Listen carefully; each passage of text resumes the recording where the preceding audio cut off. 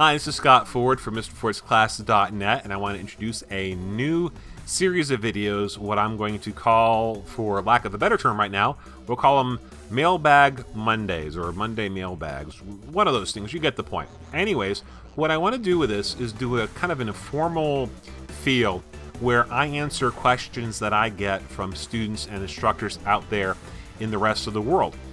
The anatomy videos that I produce, if you're not familiar with them, go to Mr. Ford's Class on YouTube or MrFordsClass.net. They're all there. And one of the things I get, which is really cool for me, is emails, questions from students and instructors, like I just said, about studying or about anatomy physiology and those kind of things. And so I want to do somewhat of an informal presentation, informal videos where I can answer those questions kind of on a weekly basis. This, of course, will be driven by you guys out there as far as if I get questions or not. So if there's no questions, then Mailbag Monday might not become a weekly thing. It may be Mailbag May or Mailbag March. We'll see. So if you have questions, really quick, I'm going to put the email address on this video. It's Mr. Ford at MrFordsClass.com, and you can send me emails there. You can also send me emails via my Facebook page, and I'll put the link as well on this video. So you can get in contact with me and send me questions as far as emails go. So to help illustrate and to stress the fact that this is an informal kind of a video as opposed to the other ones, little plug for George Mason. I have my coffee in here. Good coffee. So let's get to our first question. And this comes from my Facebook page, and it says, basically, I'm having a difficult time with my anatomy physiology. I failed 2 exams already. I don't understand exactly what I'm doing wrong, and hoping your site can help me see what I'm doing wrong.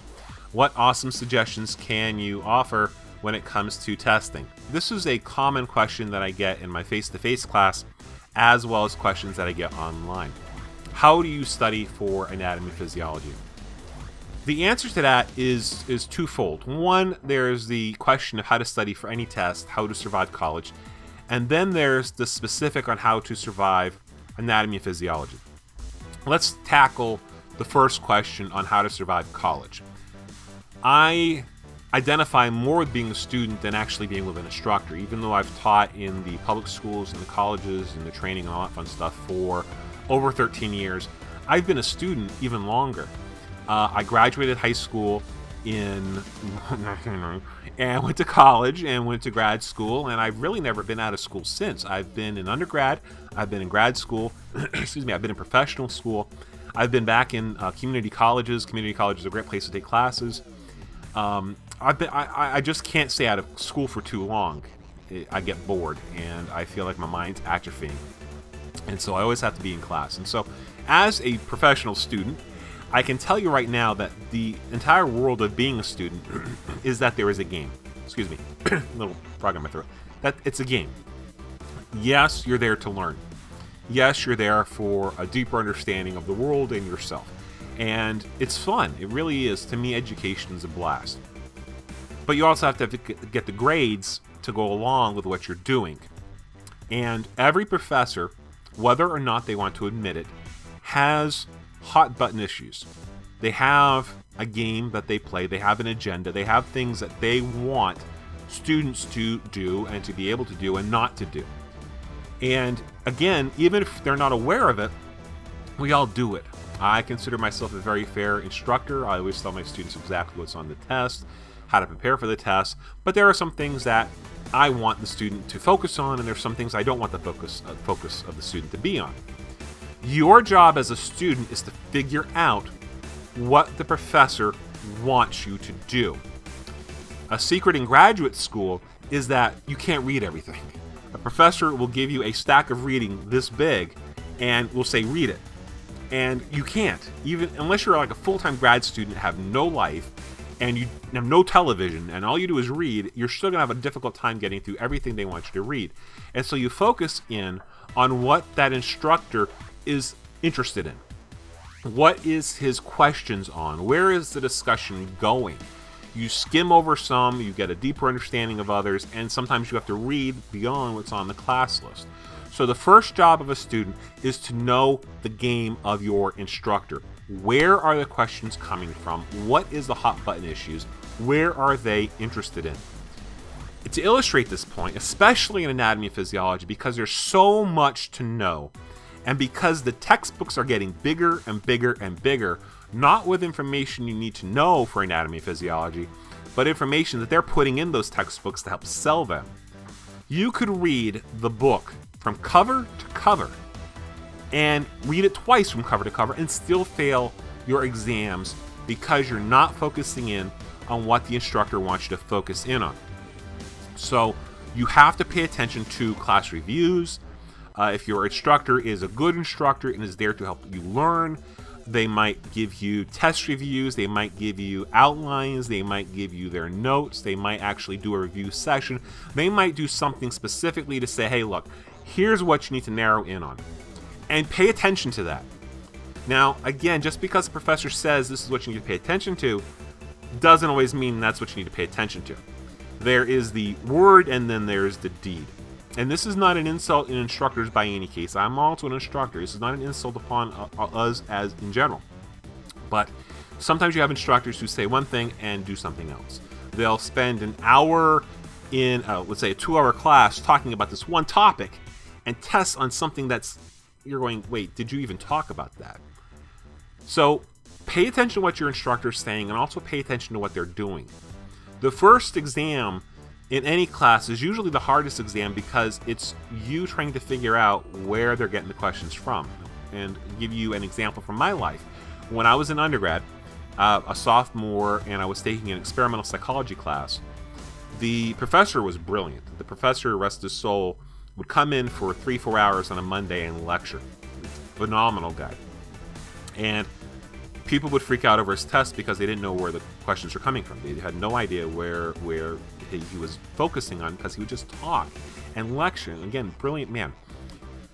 And as a sophomore, I wound up buying both books. It was a textbook and a workbook. And then I discovered on the first exam that those questions in his tests were verbatim from the workbook.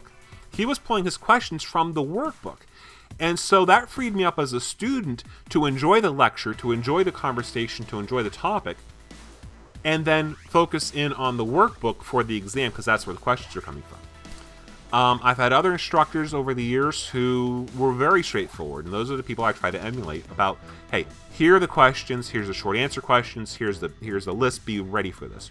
So as a student, and I hope I'm not rambling here too much, remember this is informal, so this is kind of off the top of my head. As a student, you have to figure out what game they're playing. Where are they getting their questions from? What's important to them? Where's their focus? Now, for the anatomy physiology part, now the specific part, the books are huge. Like I said, the books are humongous. And sometimes people who lecture in anatomy physiology really, they're great at their topic, but they're really not expert teachers, and so that can always be more difficult. Again, pay attention to what they're saying, read the book. If they give class notes, go from the class notes. If there's a test bank to pull from, go to the test bank, pull from old questions. Talk to people who have been through the course. That's also very important. Talk to people who have been through that professor's course. Not just the course in general, but the professor's course. And see where they're pulling their questions from. One of the things that I've got to be careful in how I say this one, because I hate cheaters. That's my hot button issue. I hate cheaters, and if you cheat in my class, I rip out your soul. Are there old tests floating around? If there are old tests floating around, and the professor's cool with that, then look at them. If there's old tests floating around, and your professor's not cool with that, well, you know what? They're still floating around. And if your professor's still using those questions from those old exams, and I've had professors who've used the same questions like 5-10 years from the past, and they keep recycling them. And if those old questions are going around, then as a student, you'd be an idiot not to try to see those questions. Now, professors, if you're up in arms over that comment, then here's an interesting point. If you don't like that, change your questions. Because what's happening is you're handicapping the honest students. Because if you don't want them to look at those old questions and you're not changing them, and some people have copies of them, you're telling the honest students, haha, sucks to be you, and rewarding the bad behavior. So, students, get your hands on old exams if you can. Review the questions. Professors, if you don't like that, update your questions. Or, here's a concept, make them available to all your students. I let all my students see all my multiple choice questions. But here's the catch. I give my exams online, in person. They access my website. For lesson 1, I have a 70 question database. So while they're reviewing questions, there's 70 questions. I'm only pulling 20 from that lesson, and it's randomly pulled, randomly mixed up. And so if they're memorizing the questions, they're memorizing what I want them to know anyways. So everybody's at the same advantage or disadvantage in how you put it. So figure out the game your professor wants. What are they focusing on? What are they looking at? Talk to previous students who have been to that professor's class. See what their important points are. Rate by professor is a great tool. It's a tool I use that for when I sign up for classes. I also keep an eye on my Rate by Professor page because sometimes the criticisms are valid, and other times, not so much. Sometimes people don't like it regardless, no matter what you do. So I hope that answers most of the question on how to survive. Those are just general strategies on how to survive. Other things that every student should do whenever you take a class is look online for resources. Now, this is not going to be a commercial for MrFordsClass.net, although that is how I pay the bills, and that is how I keep the videos coming. But my personal thing is, like, for example, I'm in a Homeland Security program, I'm in a public administration program, and if I'm in a class, I will look online. No matter how good the professor is, I always like to see other resources, and so YouTube is a great resource for a lot of classes. If you go to the Help My Anatomy page that also I run, it's a free website. I link the videos that I think are pretty good and resources that I think are pretty good that are free. And I also look online for other resources. So, for example, if I'm a student in a class, I will search for specific terms. I had to do a midterm, for example, on the limitations of state, federal versus local and how they interact, etc., etc. And I looked at the instructor notes, I looked at the textbook, I went online, I looked for different videos, I looked for different web resources. This is all great stuff to look at. In fact, the problem we have now is too much information. You have to sort through it. So look on YouTube for videos in your class. You might run into somebody who explains it amazing that it just clicks with you. Hopefully your anatomy physiology is my videos. But if you take a chemistry class and a physics class, there's a lot of good stuff out there. Mr. Kazi, for example, and I have him linked on my YouTube page. If you're taking a psychology class, there's a lot of really good stuff out there. There's a lot of crap, but there's also a lot of good stuff out there. So without rambling too much, I don't want to make these videos too long. I hope this helps answer the question on how to survive these classes.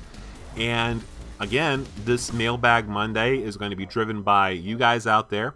So if you have any questions, email me at mrford@mrfordsclass.com.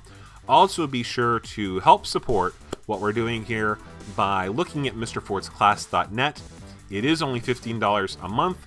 We offer student pricing, so if your college has heard of us, tell them to give you the coupon code. You can get a great deal, but if not, it's still only $15 a month, which is very much priced for students, and again, helps support us, what we're doing, helps pay the rent, keeps the power on, all that fun stuff. So until our next question, we'll see you later. Also, be sure to enjoy and like this video, subscribe, and all that fun stuff that YouTube we want you to do, and we'll see you later. Bye-bye.